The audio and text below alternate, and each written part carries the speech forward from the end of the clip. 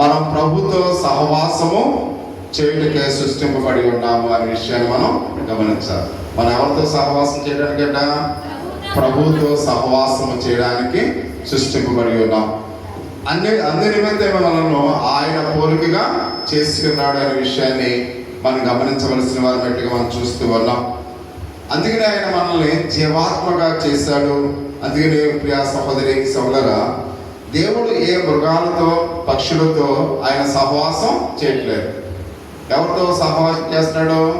మనుషులతో మాత్రమే సహవాసం చేస్తున్నాడు. అందుకనే ఆయన చల్లటి పూట ఆదాము హవ్వలతో ఆయన సహవాసం చేయడానికి ఏదోను వనానికి వచ్చినట్లుగా పరిశుద్ధ గ్రంథంలో మనం చూస్తూ ఉన్నాం. ఎందుకంటే తాను సృష్టించిన మానవులతో ఆయన సహవాసం చేసినట్లుగా పరిశుద్ధ గ్రంథంలో చాలా స్పష్టంగా ఆది కాండములో మనం చూస్తూ ఉన్నాం. అంటే మానవుడు పాపమునందు ఎప్పుడైతే పడిపోయి ఉన్నాడో దుఃఖముతో అతడు వెతికి అతని యొక్క సహవాసాన్ని పోగొట్టుకున్నట్లుగా మనం చూస్తూ ఉన్నాం. పాపము మనుషులకు ఎప్పుడైతే వచ్చిందో దేవునితో సహవాసం అనేది ఏమవుతుంది? పాడైపోతుంది. కాబట్టి పాపం అనేది మనలోనికి రాకముందు మనం దేవునితో సహవాసం చేసేవారంగా ఆదాము హవ్వలు దేవునితో ఎంతో సంతోషంగా గడిపినట్లుగా మనం చూస్తూ ఉన్నాం. పాపము ఎప్పుడైతే ఆదాము హవ్వలో ప్రవేశించిందో ఆ సహవాసం ఏమైపోయింది?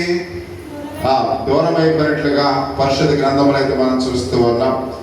అంటే దేవుని యొక్క వాక్య భాగంలో మనం చూసినట్లయితే ఆయన మనకు కాపరై ఉన్నాడు, ఆయనకు మనము గొర్రెలమై ఉన్నాము అనే విషయాన్ని మనం గమనించవలసిన వారి మెట్లుగా మనం చూస్తున్నాం. ఎందుకంటే ఆయనే మనకు మంచి కాపురై ఉన్నాడు, ఆయన మూలరాయి ఉన్నాడు.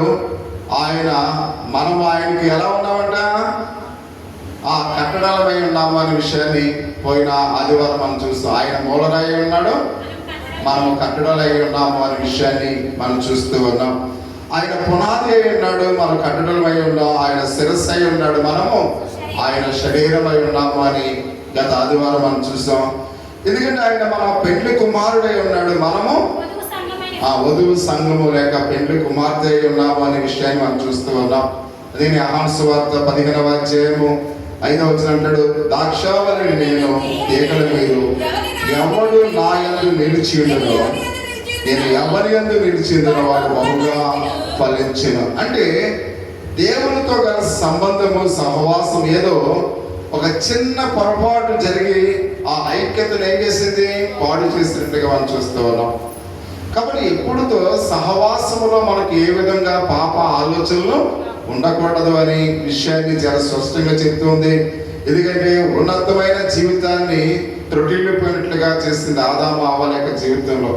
వారు చేసిన పాప సంబంధమైన ఆ చిన్న పొరపాటు దేవునితో ఆ యొక్క సంబంధాన్ని పోగొట్టినట్లుగా మనం చేసినట్లుగా మనం చూస్తున్నాం. అందుకని పాప తలంపులు అయితేనేమి, పాప స్వభావం అయితేనేమి సొమ్మసిలినట్లుగా మనల్ని చేస్తూ ఉంది.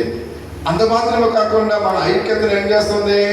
పాడు చేస్తుంది. అందుకని యెషయా గ్రంథము 59వ అధ్యాయము 1-2 వచనాల్లో మీ దోషములు మీకును మీ దేవునికి అడ్డముగా వచ్చెను, మీ పాపములు ఆయన ముఖమును మరుగుపరిచెను అని మనం చూస్తూ ఉన్నాం.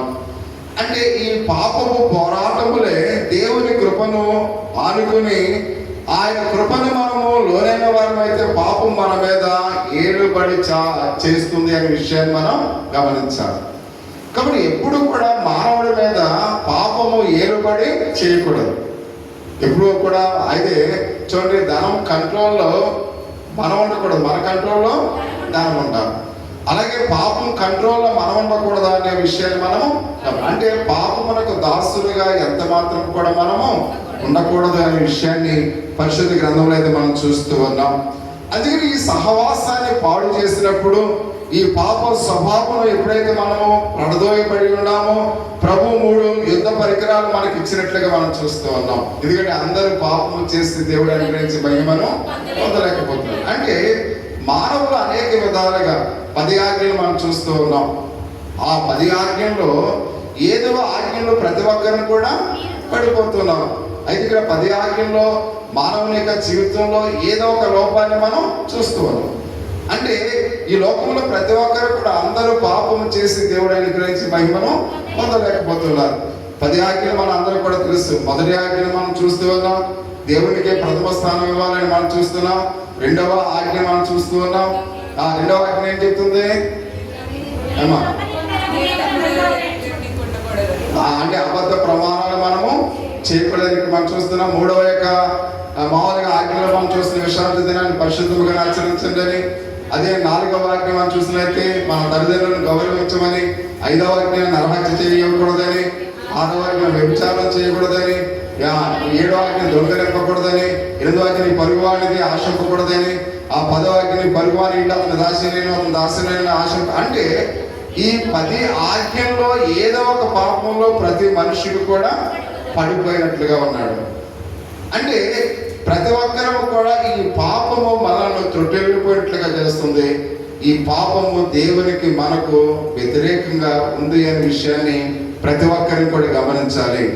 కాబట్టి వీటి నుండి మనము తప్పించుకోవాలంటే, ఈ ఆలోచన నుంచి మనం తప్పించుకోవాలంటే దేవుడు 3 పరికరాలను ఇస్తూ ఉన్నాడు.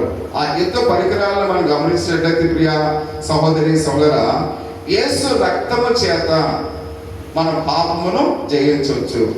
అందుకనే మొదటి యోహాను పత్రిక 1వ అధ్యాయం 7వ వచనంలో ఒక మాటను చూస్తున్నాం.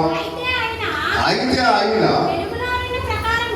వెలుగులో ఉన్న ప్రకారము మనము వెలుగులో నడిచిన యెడల మనము అన్యోన్య సహవాసము కలిగి అంటే ఇక్కడ మనం చూసినట్లయితే ఆయన వెలుగు కనుక మనము కూడా వెలుగు కలిగిన వారమై, వెలుగు మార్గములో అంటే దేవునికి మనకున్న ఆ సంబంధము సహవాసము పాడవకుండా ఉంటుంది. ఆయన వెలుగు కనుక మనం చీకట్లో ఉన్నామనుకోండి, ఆ సహవాసం ఏమవుతుంది? పాడైపోతుంది. అంటే ఆయన ఏమన్నాడు? నీలో పాపము పోవాలంటే నువ్వు వెలుగు సంబంధిగా ఉండాలి. ఇది ఒక యుద్ధ ఆయుధముగా దేవుడు మనకు ఇస్తూ ఉన్నాడు. అలాగే చదవలసినది ఎబ్రిల్ రాసిన పత్రిక 9వ అధ్యాయం 14, 12వ అధ్యాయం 24వ వచనంలో, ప్రకటన గ్రంథము 12వ అధ్యాయం 11వ వచనంలో కూడా. కాబట్టి యేసుక్రీస్తు రక్తము మనను దేవునితో ఏ విధమైన సహవాసంలోనికి నడిపిస్తుందో చాలా స్పష్టంగా చెప్పబడినట్లుగా మనం చూస్తున్నాం. రెండవదిగా యేసు నామము మనను దేవునితో సహవాసంలో నడిపిస్తూ ఉంది. కాబట్టి మొదటి కొరింథీయులకు రాసిన పత్రిక 6వ అధ్యాయము 11వ వచనాన్ని ఒకసారి మనం ధ్యానించుకున్నట్లయితే, మీలో కొందరు అట్టివారే ఇందురు గాని ప్రభువైన యేసుక్రీస్తు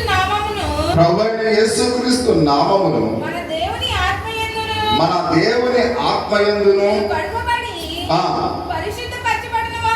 పరిశుద్ధపరచబడిన వారై, అంటే దేవుని యొక్క సన్నిధానంలో పరిశుద్ధమైన జీవితాన్ని మనం ఎప్పుడైతే జీవిస్తామో దేవుని యొక్క సహవాసంలో మనం ఉంటాం. పరిశుద్ధమైన జీవితాన్ని ఎప్పుడైతే మనం జీవించకుండా లోక సంబంధమైన జీవితాన్ని లోకంలో జీవిస్తామో దేవునితో సహవాసం మనకేమవుతుంది? కట్ అయిపోతుంది.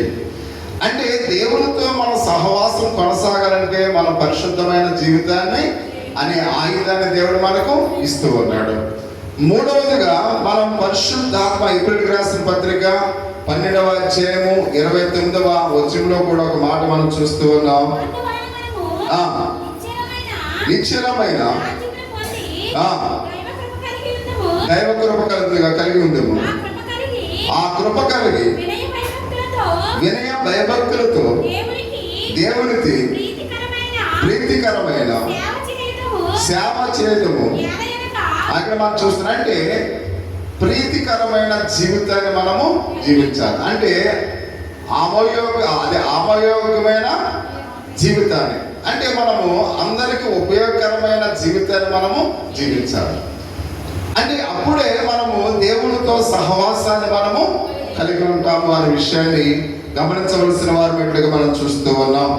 అందుకే కీర్తనాకారుడు 139వ కీర్తన 23-24 వచనాలు అంటాడు, దేవా నన్ను పరిశోధించి నా హృదయమును తెలుసుకున్నాము, నన్ను పరీక్షించి నా ఆలోచన తెలుసుకున్నాము, నీకు ఆయాసకరమైన మార్గము నాలో ఉన్నట్లయితే చూడుము, ఆ నిత్య మార్గము నన్ను నడిపింపుము అని మనం చూస్తూ ఉన్నాం.